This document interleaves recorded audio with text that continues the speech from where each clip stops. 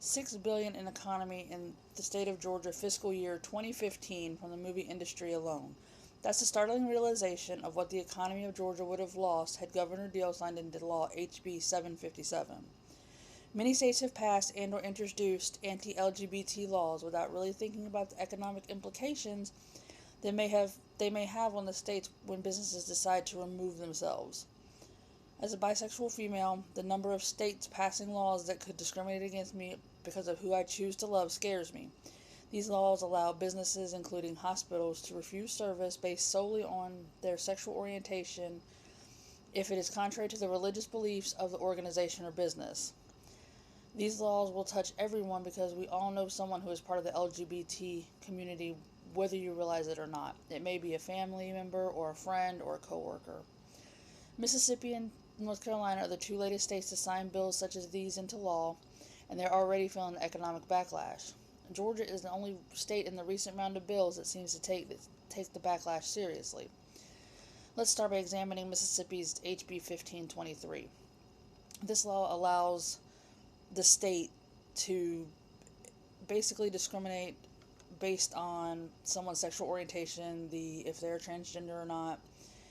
Basically, it allows them to discriminate based on anything that's not part of their religious beliefs, which also includes single mothers.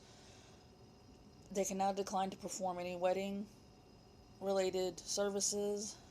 State employees and those acting on behalf of them may refuse to sign a marriage license, but they cannot stand in the way of others doing so. They can also terminate, not hire, and discipline a person based on their moral convictions, which is a slap in the face to every human resources department on the planet, because all companies have anti-discrimination rules set in place.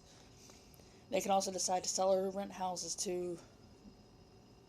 based on their religious convictions. And they can also create sex-specific standards or policies concerning employer, student dress codes, grooming, access to restrooms, etc., to basically keep the transgender people out of the quote-unquote normal people bathrooms.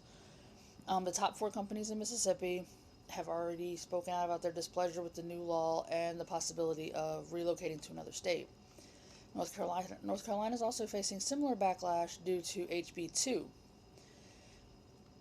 North Carolina has already lost PayPal, who had previously made plans to build a $3.6 million global operations center, which would have employed 400 people with an estimated annual payroll of $20 million. The NBA is also in the midst of deciding whether it will pull the 2017 All-Star Game from Charlotte, with several players, both current and retired, speaking out against the law.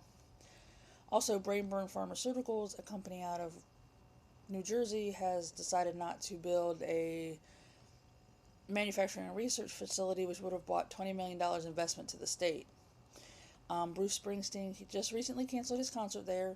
Also, Hollywood companies such as Lionsgate, A&E, and 21st Century have all said they will no longer film any TV or movies in North Carolina, and anything that's filmed there now will be yanked out and replaced somewhere else.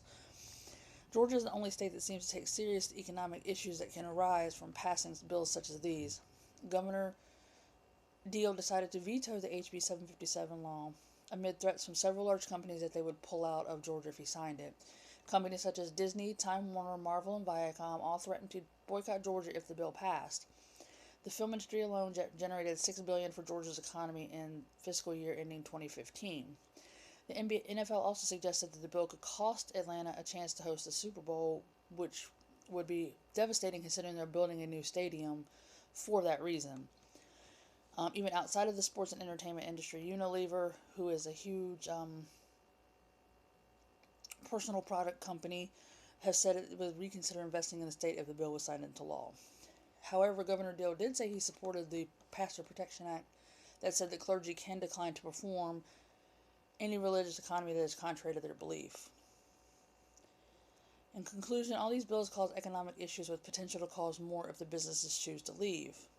In the states that have passed these bills, the economic backlash has been almost immediate, with the biggest backlash being in North Carolina. Georgia is the only state that seems to have taken this seriously, considering the economic backlash. These bills, hiding under the guise of religious freedom, are going to cause economic problems for the people of the states that they pass in. North Carolina is already feeling the effect after PayPal pulled its headquarters.